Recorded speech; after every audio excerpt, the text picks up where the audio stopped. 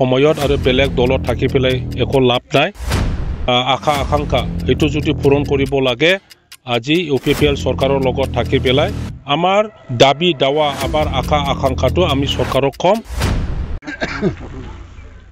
sir দিनै बे চিৰাং জিলাनि बे डिउसिबिसिनि आन्दाराव नोंथांखौ जयनिं हाबाफारि लानाय नुदों बे आं दा देवसियाव दङ आरो देवसिनि मोनसे गामि बेखौ बर्मनपारा होननानै बुङो बेवहाय नेपाली माने गुरखा आरो राजबंशी सूत्रधर आदिबासी बयबो जाति गोष्ठी ज' दङ 7-8टासो गामि दङ दा बे थांनाय 20 बोसोरा आंजोंनो थाफानानै खामानि मावोमोन बिसोरो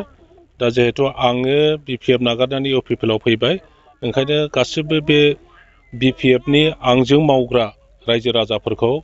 आङो दिनै फैनानै UPPL आव जोगदान जाहोजोबदों साबेसे जयनिं जादों जानायखौ एक्जाक्टलि आं मिथिला किन्तु दहाय आगोलाव बर्मनपारानि जि मन्दिरमोन बाहाय गामि दरथामनिया जइन जादों बाखि माखासेया UPPL आवनो दंखायोमोन जि BPF आव दंमोन बिसोर गासिबो जइन जाजोब्बाय दा दस्रा पार्टियाव गैला ओमफ्राय नैबे जाहैबाय राजबंशी सूत्रधर आरो नेपाली गामि बेवहाय किमान परियाल আছে ইয়াত 34 परियाल আছে কয়েকটাতো অলরেডি এই দক্ষিণ পালৰটো অলরেডি UPPL ত আছে এতিয়া বাকি উত্তৰ পালৰ এই স্কুলৰ আশে পাশে থকা যিমানবোৰ BPF ৰ মানুহ সকলোৱে UPPL ত যোগদান কৰিছে স্যার थारैनो BPF दला नील जाना थांसिगोन नामा जोंनाव चिरां दुवार्सआव बेबायदिनो खालामनांगोन प्रयोजन फैदों बे समायनि आह्वान बे समायाव दस्रा पार्टियाव थानानै प्रयोजन गैया এই সময়ত আৰু বেলেগ দলত থাকি পেলাই একো লাভ নাই এইটো সময়ৰে আহ্বান ৰাইজৰ যি হুক দুখ ৰাইজৰ আশা আকাংক্ষা সেইটো যদি পূৰণ কৰিব লাগে আজি UPPL চৰকাৰৰ লগত থাকি পেলাই আমাৰ দাবী দাৱা আমাৰ আশা আকাংক্ষাটো আমি চৰকাৰক কম আৰু ৰাস্তা ঘাটৰ পৰা আৰম্ভ কৰি খোৱা পানী হওক কাৰেণ্টৰ কথা হওক যিকোনো সৰু ডাঙৰ সমস্যাবোৰ আমি আদায় কৰি লম স্যার BPF দলা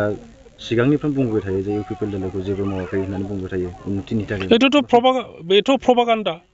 आमिও কৈছিলো মইও কৈছিলো যে UPPL চৰকাৰ একো কৰা নাই কিন্তু মই ক'লে কি এটো হসা হ'ব নেকি बेथ' नङा जों प्रपागान्डा खालामबोदों रायजोनि सिङाव जे UPPL खौ गाज्रि मोनथों होननानै गतिके बे एखे दलखौनो जुदि दामबाय थायोब्ला हे बैयाबो खोनादों दाख्लैबो खोनादों दिनैबो दामबावबाय रावबो सुखुनाय नङा नंगौना नङा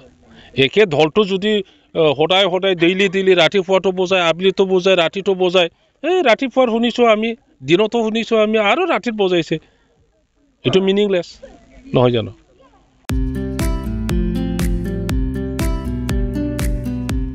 नैरोजा 22 मायथाइनि गोदानै मुं थिसननायनि थाखाय गोजोनथाव खौरां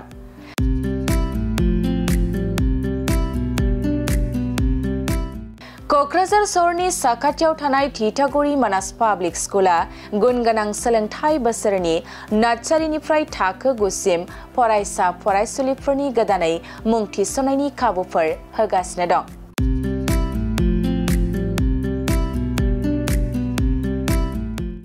गुनगोनां सोलोंथाइ होनायजों लोगोसे थिथागुरि मानास पाब्लिक स्कुला basic computer education English speaking environment आरो मोजां सोलोंथाइ गोनां फोरोंगिरिफोर दं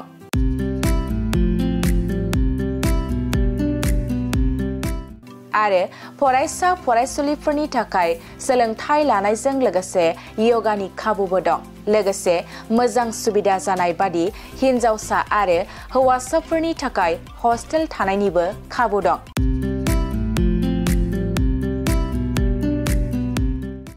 बेनिखायनो नोंथाङाबो नोंथांनि गथ'खौ गोदानै मुं थिसनोब्ला थिथागुरि मानास पाब्लिक स्कुलाव मुं थिसननो हागोन नोंथाङा आबुङै मिथिबावनो थाखाय 6000853288 6000489621 आरो